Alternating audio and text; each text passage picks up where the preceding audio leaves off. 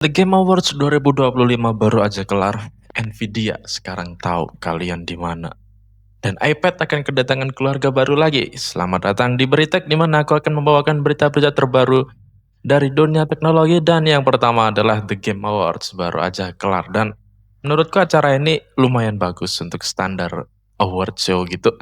Dan banyak game baru yang diumumin. Beberapa yang paling menarik untukku itu adalah Highguard, itu game dari devnya Titanfall sama Apex Legends yang gamenya itu masih kelihatan punya DNA yang sama dengan game-game itu. Dan menurutku itu masih oke karena basisnya emang udah bagus dari awal. Jadi aku nggak sabar nunggu game ini. Karena kita emang kekurangan game action shooter kayak gitu sih. Dan juga ada Control yang baru. Ini game dari Remedy Entertainment. Aku suka game sebelumnya mereka kayak Alan Wake 2 itu menurutku Game of the Year pada tahunnya waktu rilis. Dan Control yang pertama itu juga lumayan bagus. Jadi aku penasaran bakal gimana ini nanti yang di tahun depan. Karena mereka itu cukup konsisten soal kualitas game mereka. Dan untuk pemenang-pemenang awardnya sih aku nggak ada komen banyak ya. Cuma ada beberapa award yang didapetin Expedition 33 yang menurutku nominalis lain itu lebih layak untuk dapatkannya. Tapi bodo amat. Yang penting Uma Musume menang dan please say games. 10.000 carats-nya nanti di email ya please. Oke. Nah, selanjutnya Nvidia. Sekarang tahu kalian di mana? Karena mereka telah mengembangkan fitur verifikasi lokasi untuk GPU data center mereka. Ya, jadi sebenarnya ini bukan buat produk consumer, tapi aku butuh sesuatu yang menarik. Jadi fitur baru ini bisa memperkirakan di negara mana chipnya itu bekerja. Alat ini bertujuan untuk mengatasi penyelundupan akselerator AI ke negara yang diblok oleh Amerika kayak Cina kayak gitu atau Rusia. Dan sistem tersebut itu opsional dan pelanggan bisa install di data center mereka sendiri. Dan Nvidia menggunakan telemetri GPU dan fitur computing confidential untuk melacak health, integrity, dan inventory dari fleet GPU tersebut, lalu bisa memperkirakan lokasinya berdasarkan latensi dari GPU ke server Nvidia-nya. Dengan akurasinya itu kurang lebih kayak IP geolocation. Mereka juga mengatakan kalau layanan itu cuma read only, jadi nggak bisa ngirim data kembali ke GPU atau mengontrol GPU-nya. Yang seharusnya membuatnya lebih aman dari serangan, mereka juga akan membuat softwarenya open source, jadi bisa dilihat langsung kodenya kalau emang nggak percaya. Oke, selanjutnya iPad akan kedatangan keluarga baru dengan base iPad yang di-upgrade menggunakan A19 dan iPad Air yang membawa M4.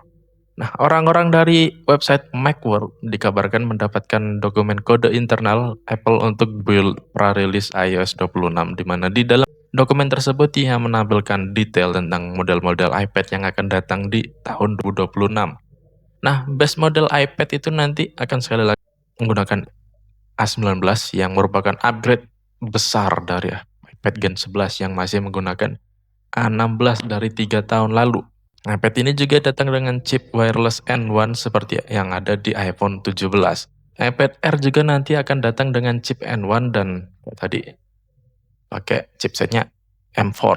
Nah, dan kedua device ini diperkirakan sih nggak banyak bawa perubahan di bagian desain ataupun fitur ya dibandingkan kita sih sebelumnya. Tapi wajar aja karena biasanya untuk iPad, Anda tahu tablet secara umum itu peningkatan dalam fiturnya dan teknologinya itu lebih lambat lah daripada HP karena mereka pasarnya juga lebih kecil daripada HP kayak gitu. Selanjutnya AMD juga bawa keluarga baru di GPU mereka, Radeon AI Pro R9700S dan R9600D. Dan sabar dulu kalau mau beli ini buat game, mending jangan karena ini untuk profesional dan seharusnya harganya juga sangat profesional alias mahal. Nah, 9700S ini mempunyai GPU Navi 48 dengan 64 compute unit dan 4096 strip processors. Dan untuk clocknya dia game clock 2350 MHz dan boostnya itu 2920 MHz. Ya bisa mencapai hingga 47,8 teraflops di FP32. Dan untuk rating the powernya dia sampai 300 watt yang lewat konektor 12 pin. Dan tambahan huruf S itu di GPU ini cuma artinya dia nggak punya fan, jadi passive cooling. Dan ini didesain dipasang di rack yang biasanya udah ada airflow-nya sendiri dari fan yang ada di racknya kayak gitu. Nah, sedangkan untuk yang 9600D ya memotong compute unitnya jadi 48, jadi stream prosesornya 3072 dan boost clock-nya sekarang 2020 MHz dengan power targetnya itu cuma 150 watt. Selain itu speknya kurang lebih mirip dengan 9700S. Nah, untuk performanya ia mendapatkan 24,8 teraflops di FP32. Jadi ini konfigurasinya mirip dengan RX 9700 GRE yang ada di pasar China. Hanya aja jumlah VRAM-nya double, ini ada 32 GB. Semua Radeon AI Pro R9000 Pro Max Ultra Legendary Edition ini mempunyai output 4 DisplayPort 2,1A dan ada opsi VRAM ECC support untuk yang pakai Linux yang bisa di-manage melalui AMD Software Pro Edition yang integrasi penuh dengan ROCm. Selanjutnya kita ke Motorola Eurus. Sepertinya telah mendapatkan akta kelahirannya karena nama resminya juga udah dibocorkan oleh leaker Eva. Dan di leak tersebut Motorola ini akan dinamai Motorola Signature. Nah, jadi Motorola Signature ini akan jadi seri flagship baru dari Motorola yang bukan lipat dan nanti flagship selanjutnya yang nggak yang pakai nama yang sama.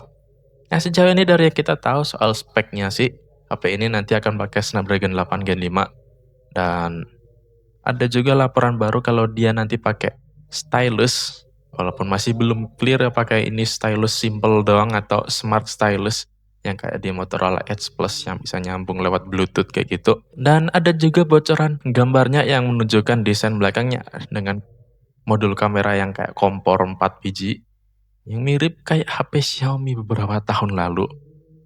Jujur aja sih, kalau desain kamera yang kayak gini tuh rasanya kayak bosenin banget gitu. Kayak nggak niat cuma taruh 4 biji, habis itu kasih kotak gitu doang.